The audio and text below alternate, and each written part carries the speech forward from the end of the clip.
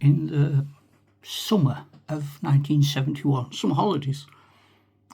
I was in Doncaster with my grandma and saw one of these chaps, a Union soldier. It was a bugler.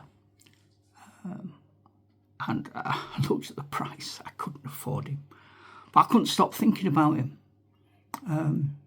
Anyway, I talked to my granddad about it. My granddad was understood. My granddad was a big kid. So he gave me the money and he said, when you're going to town next week, get yourself one. So I went into town, I was all excited. And when I got there, there weren't any. They'd sold them all. But they had a Confederate one. And I bought him. Just one figure. Beautiful figure. I used to stand him at the side of my bed. And I would stare at him before I went to sleep at night. He had... it was Britains. It was like these chaps. But he had removable equipment. So he had a red bedroll, and then his white cross belt were all separate. You could take them off. It was quite a trick to get them off, and it was even more of a trick to get them back on again. He looked amazing. Now, I didn't pay much attention to what that was or who he was at the time. I just thought, what a beautiful figure. And he vanished. I haven't got him now. I wish I had. I haven't.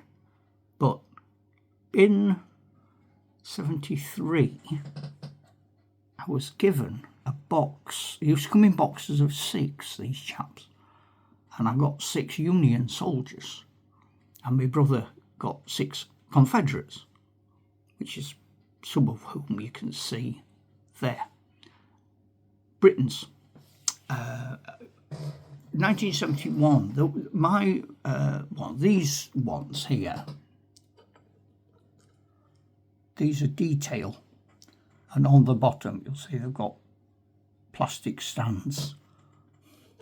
They were moulded in Walthamstow.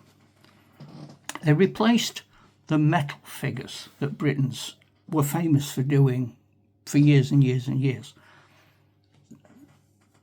Later, a little bit later, they move on to putting the moulded figures here into the metal bases.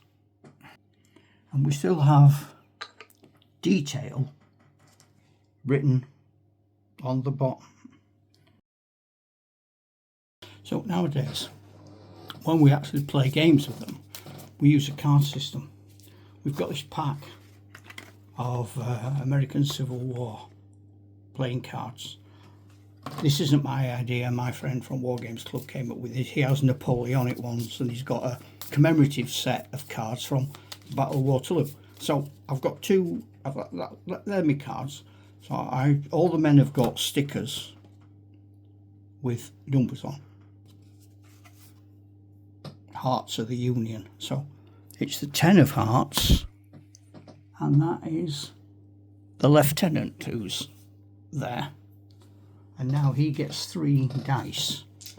So he could move, he could shoot, he could reload. Well, he doesn't really want to go absolutely crazy. I think what he's going to do is reserve a dice to try and fire volley. And he's going to use a dice to put his men into a line for volley fire. And I've got 2 dice actually, so I'm going to throw them both. So that's 6 men, because that's what I threw, can form a line. 1, 2, 3, 4, 5, 6. This is a Confederate. Number 6. Okay, he's there. Now he's got 3 dice.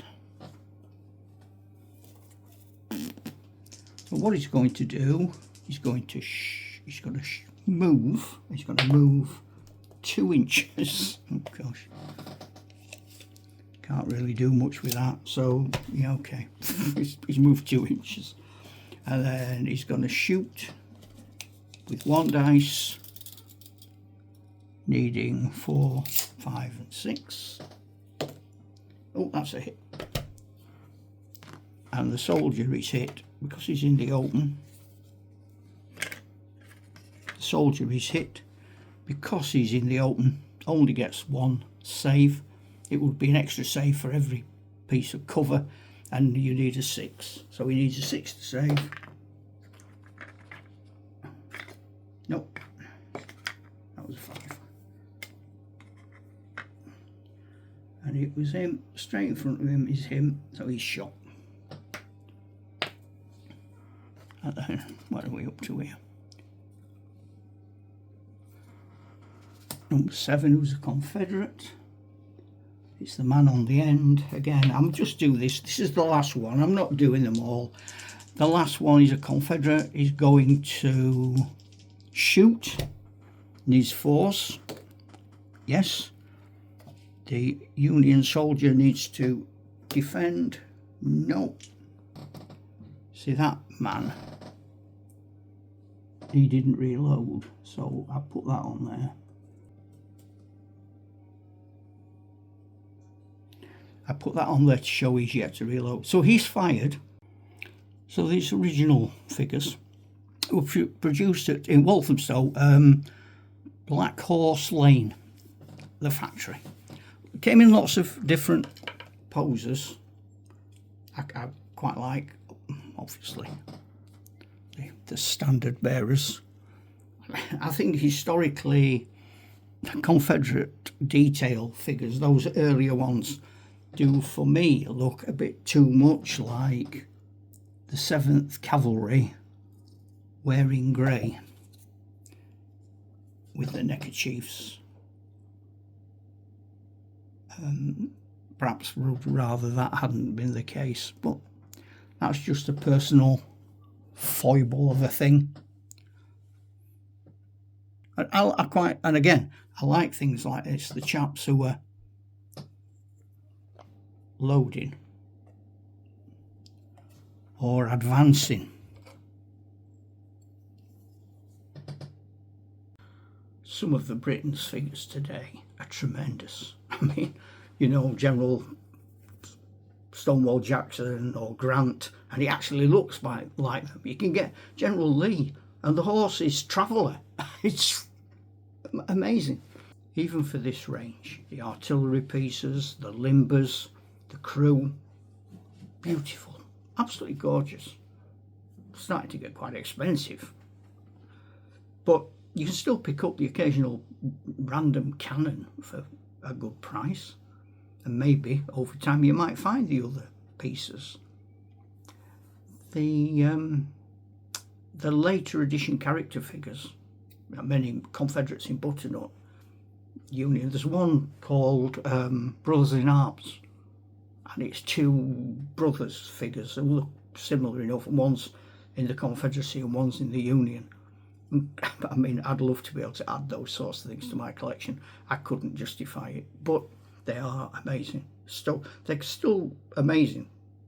I quite like my beautiful little old-fashioned 1970s toys, whatever that means. First introduction to history for a lot of us. And not just the American Civil War, but for a lot of other things as well. And Britons are synonymous with historical introductions to wargaming going way, way, way back. These figures were the first I got that were painted, because I didn't join a Wargames club till 72 and start painting my own. These are 71.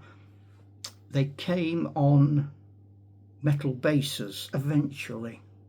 Some of my detail plastic ones don't. They've got plastic bases.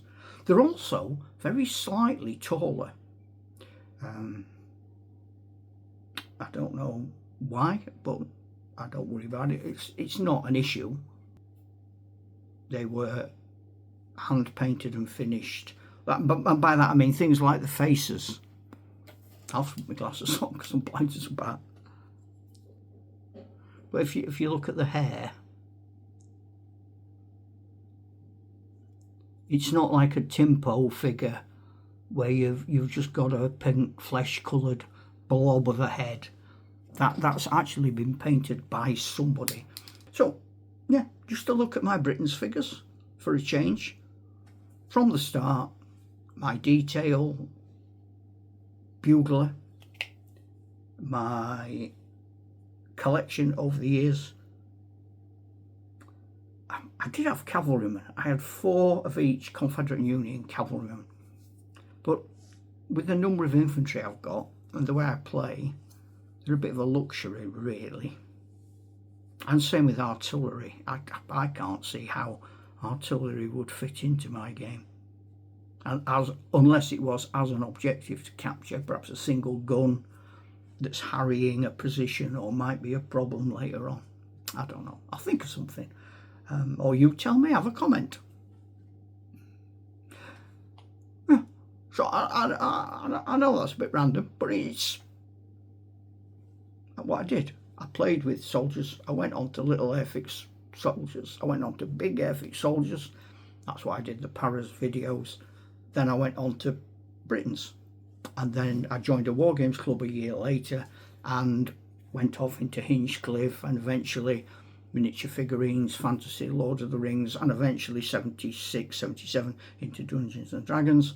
And on we went on this fantastic journey. So it's a little step before Dungeons and Dragons and before I was a formal wargamer as to where I was and how I got there. And I don't know if anyone's bothered, but tell me your stories. If this does nothing else other than generate in you the desire to tell the rest of us how you got into this hobby, whatever part of a hobby you do, let me know. Let us know. Let's all celebrate together. Nobody else cares about us. We might as well love each other. Ta-ra, Chuck.